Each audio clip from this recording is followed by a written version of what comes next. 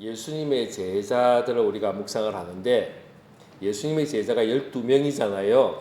12명을 네 사람 이렇게 세 그룹으로 구분을 할 수 있습니다. 첫 번째가 베드로, 안드레, 야고보, 요한. 그 네 사람. 아주 가장 성경에 제일 많이 나오고 어쩌면 가장 핵심적인 제자 네 사람이 있고요.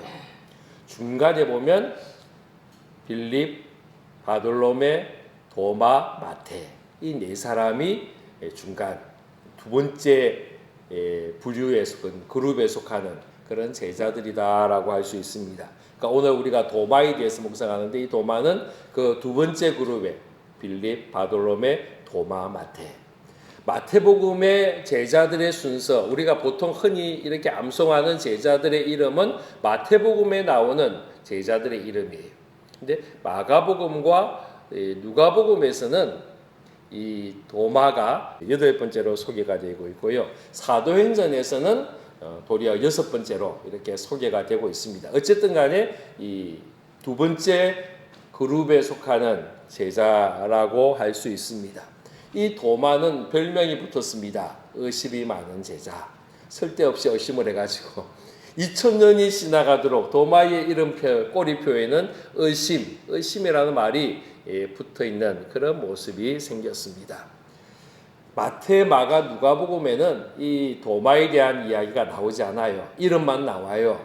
그런데 요한복음에만 이렇게 도마의 이야기, 도마의 행적들이 같이 나오고 있습니다. 요한복음이 제자들에 대한 이야기를 많이 했어요. 빌립에 대한 이야기도 요한복음에만 나오고 또 이 도마도 역시 이 요한복음에만 나오는 이야기가 나오고 있습니다.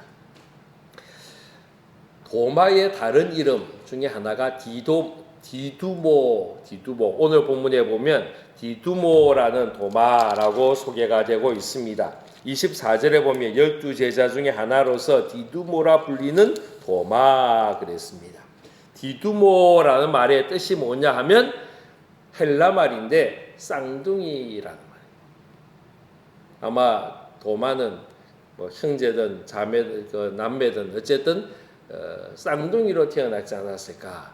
이 야곱처럼 에서처럼 쌍둥이로 태어나지 않았을까? 그래서 그 이름 자체가 디두모 쌍둥이라는 거예요. 도마라는 말의 뜻이 뭐냐면 이건 아람어예요.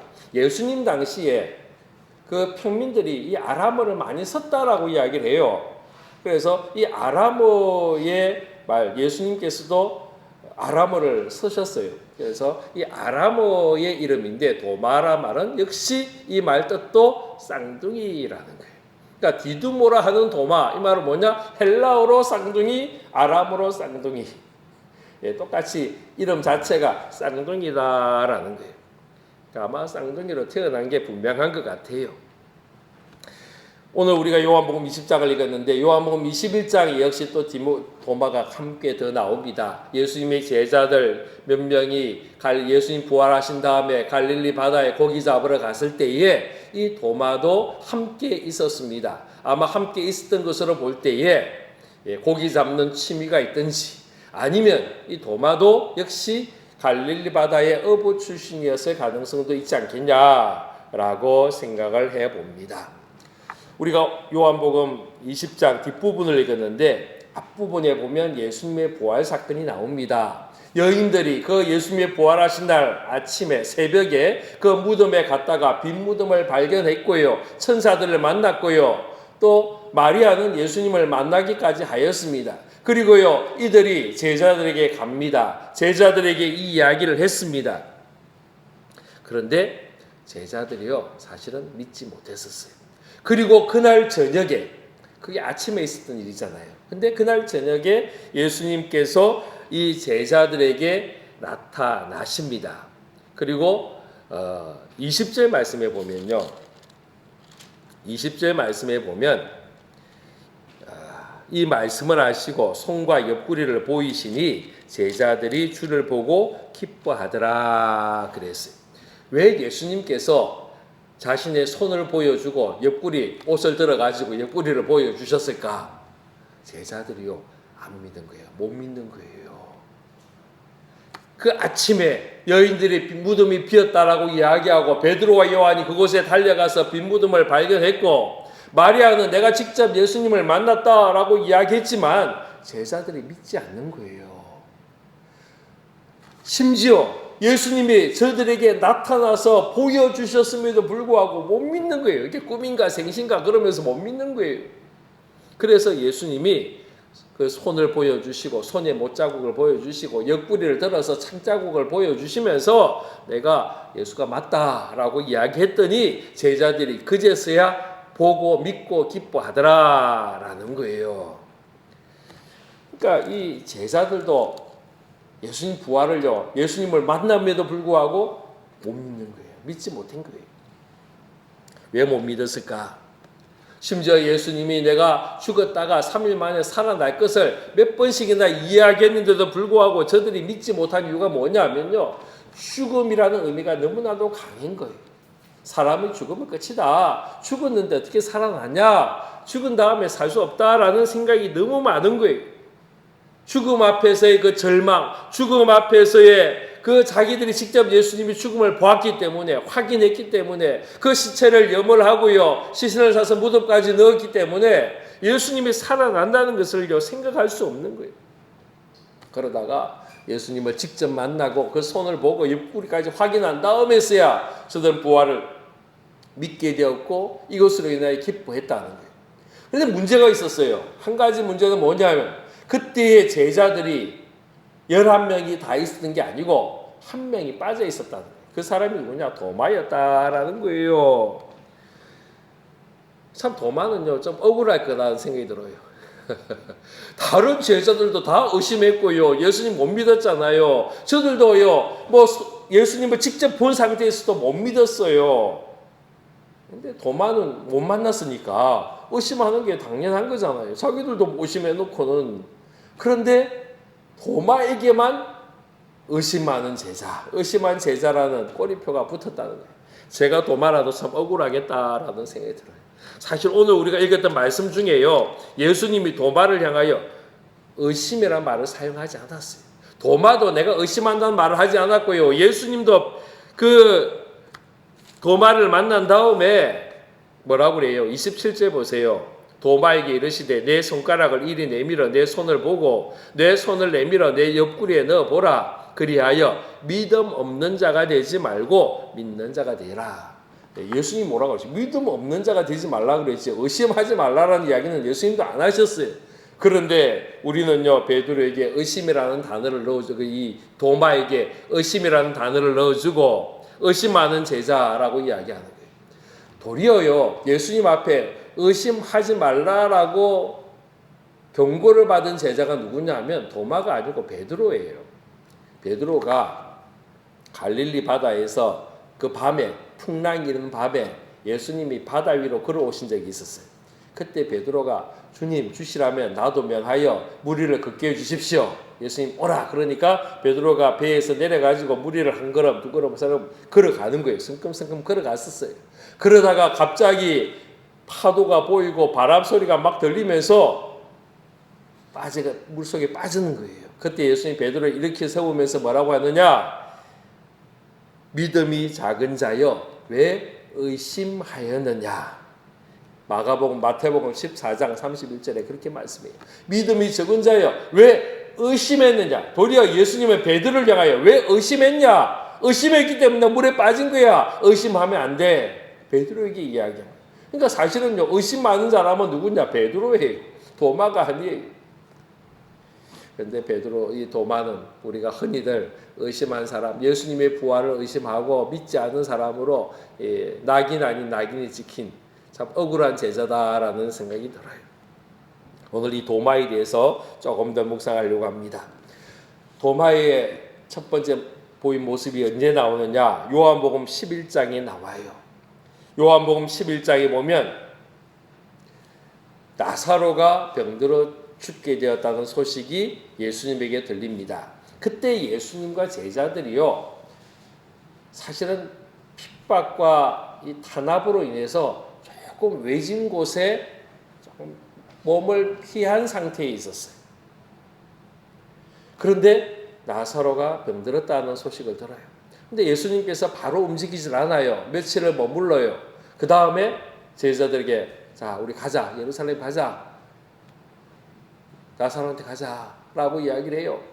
그리고 나사로가 잠들었다라고 이야기를 합니다. 죽었다는 것을 이야기를 했었어요.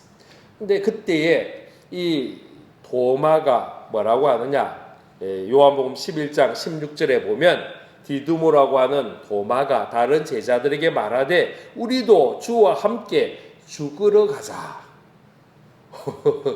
뭐라고 했냐? 우리도 주와 함께 죽으러 가자. 그러면서 가자는 거예요. 예수님께서 그 나사로에게 갈 때 예루살렘으로 간다라고 이야기했더니 그렇게 이야기를 했다라는 거예요. 실제로 이때 상황이 안 좋았어요. 요한복음 11장 53절에 보면요. 그날부터 그들이 예수를 죽이려고 모의했다라고 이야기를 해요. 요한복음 11장 57절에 보면요. 대제사장들과 바리새인들이 누구든지 예수 있는 곳을 알거든 신고하여 잡게 하라 명령하였다라고 이야기가 나와요. 이런 아주 험악한 분위기 속에서 예수님께서 잠시 몸을 피한 상태였는데 다시 그곳으로 가자는 거예요. 그랬더니 이 도마가 뭐라고 하느냐? 우리도 주와 함께 가자. 그 정도에서 끝난 게 아니고 주와 함께 우리 죽으러 가자라고 외친 사람이 도마였다라는 거예요. 어떤 사람은 이 말을 좀 부정적으로 해석하는 사람도 없지 않아 있어요. 그러나 저는요 이 말씀 그대로 보고 싶어요. 용기 있는 말이, 결단의 말이, 다짐의 말이. 우리 도마에 대해서 그냥 의심 많은 사람으로 우리가 끝내지 말고 주와 함께 그 두려움의 자리, 그 어려움의 자리, 핍박의 자리 가겠다고 용감하게 외쳤던 사람이 도마였다라는 거죠. 또 두 번째는 요한복음 14장에 도마의 이야기가 나옵니다. 예수님께서 14장에 보면 내가 너희를 위하여 처소를 예비하러 간다라고 이야기하면서 내가 가는 길을 너희들이 알지 못한다, 따라올 수 없다라고 이야기를 했었어요.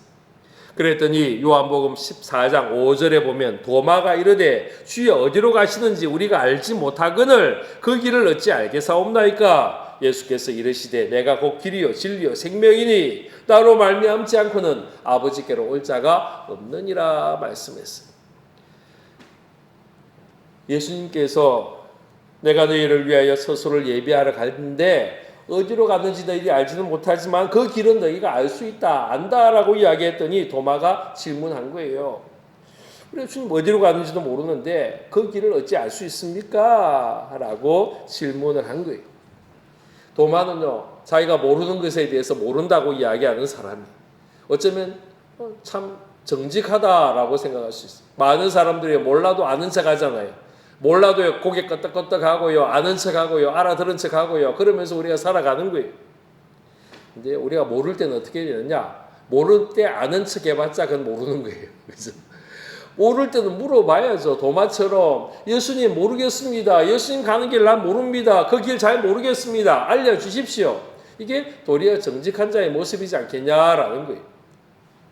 우리가요 모르면 확인해야 돼요. 모르면 물어봐야 돼요. 그래야 정확히 알 수 있는 거예요.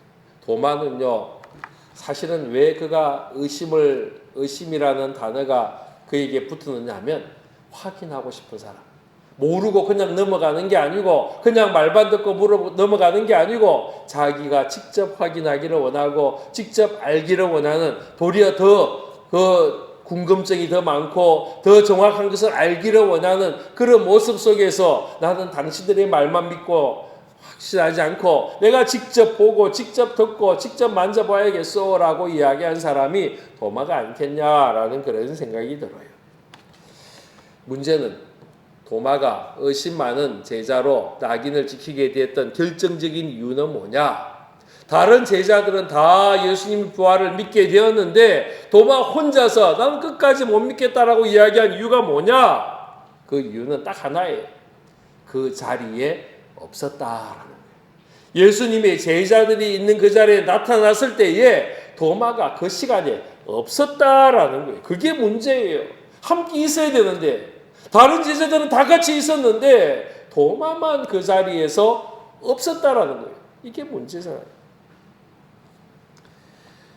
함께 있는 것이 중요한 거예요. 사도행전 2장에 보면 성령 강림의 아주 놀라운 사건이 있었잖아요. 그때에 120명의 제자들이 함께 모여서 기도하는 가운데 성령이 불같이 임하고 바람같이 임하면서 저들이 다 성령의 임재함을 경험하는 거예요. 저는 분명 확신해요.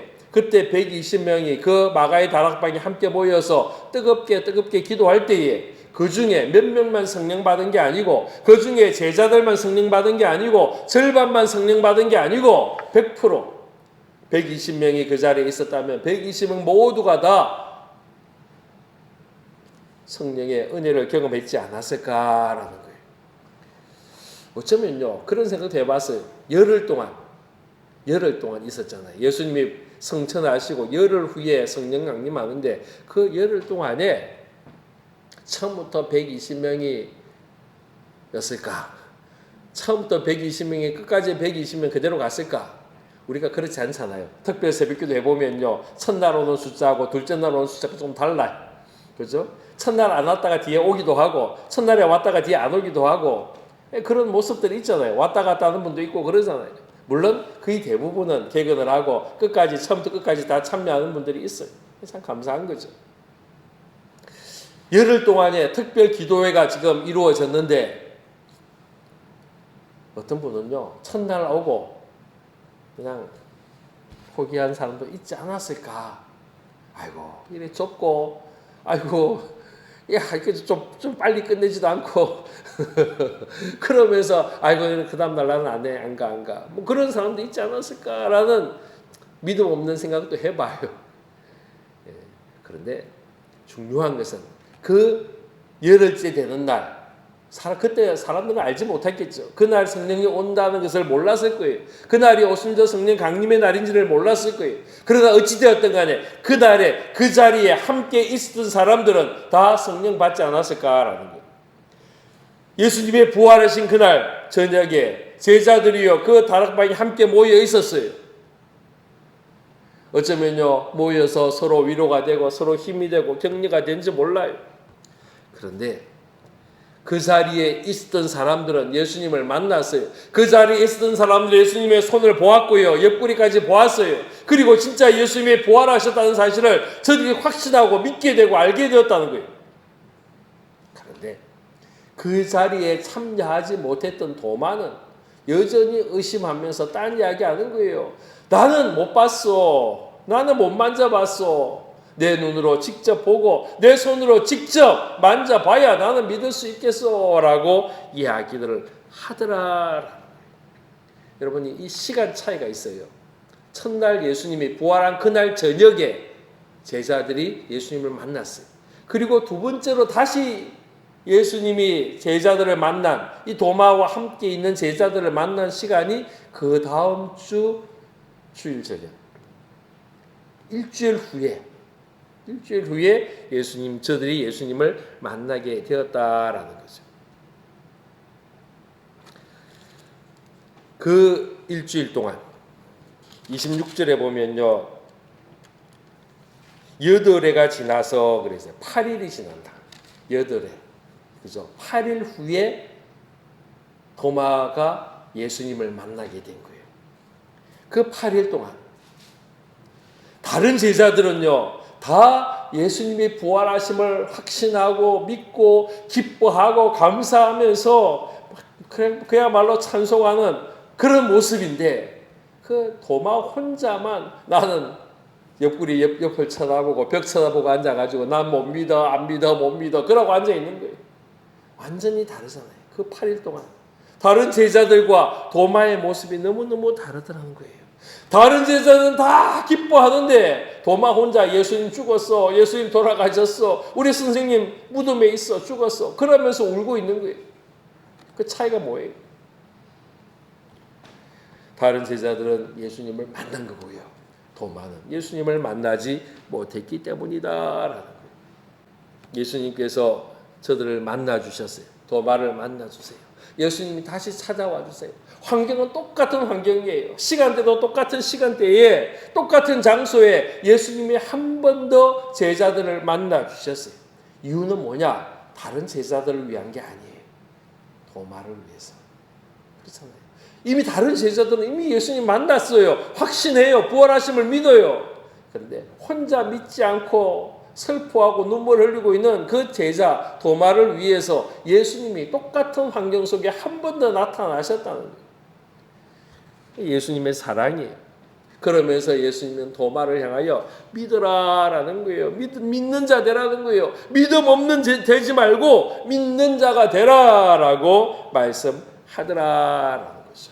우리가요 믿는 자가 돼야 돼요. 우리가 믿음 없는 자가 되면 안 돼요. 우리의 입에서 믿음 없음을 고백하면 안 된다라는 거예요. 내 입으로 믿음을 고백하는 우리의 모습이 돼야 돼요. 여러분 얼마나 안타까워요. 다른 사람은 다 믿는다라고 이야기하고 다른 사람 다 기뻐하는데 나 혼자 난 못 믿겠어 안 믿겠어 못 믿어 안 믿어 그러고 있으면 얼마나 그 불행한 사람이에요. 우리의 입에서 못 믿는다라는 말이 아니고 믿는다라는 고백을 할 수 있는 우리 모두가 되기를 축원합니다. 이 도마가요 처음에는 못 믿는다 그랬는데 예수님을 다시 만난 다음에 믿게 되었잖아요. 참 우리 예수님은요 우리의 형편 사정을 아세요.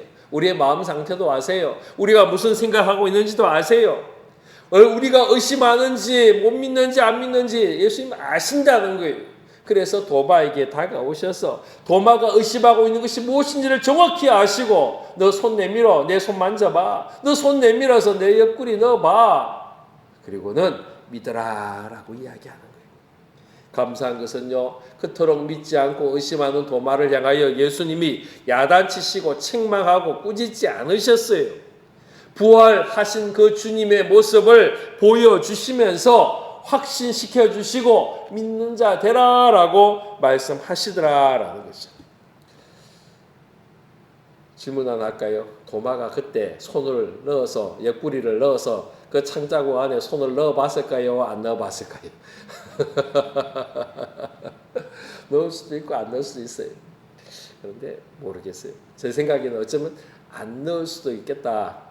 그가 넣느냐 안 넣느냐 그게 중요한 게 아니에요. 이제 예수님을 직접 만났기 때문에 그 손을 꼭 넣어야만이 믿는 게 아니잖아요. 예수님 만났기에 충분하지 않았을까라는 생각이 들어요.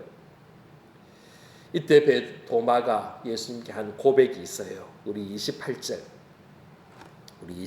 말씀 우리 같이 읽도록 하겠습니다. 시작. 도마가 대답하여 이르되 나의 주님이시여 나의 하나님이시니이다. 나의 주님이시여 나의 하나님이십니다. 똑같은 말이에요. 사실 주라는 말. 그 당시에 유대인들에게 주라는 고백은 하나님이에요.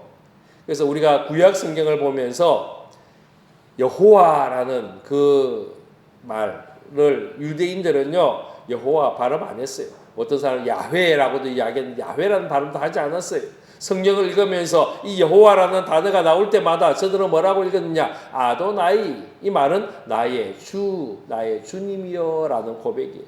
하나님을 여호와라는 말을 나의 주, 주님이라고 늘 했었어요. 그래서 시편에 보면 그 성경을 인용할 때 또 신약 성경에서 구약 성경을 인용하면서 여호와라는 단어가 나오는 그 구절을 인용할 때에 시편도 그렇고 신약 성경도 그렇고 언제나 주는이라고 표현해요. 주라고 이야기를 해요.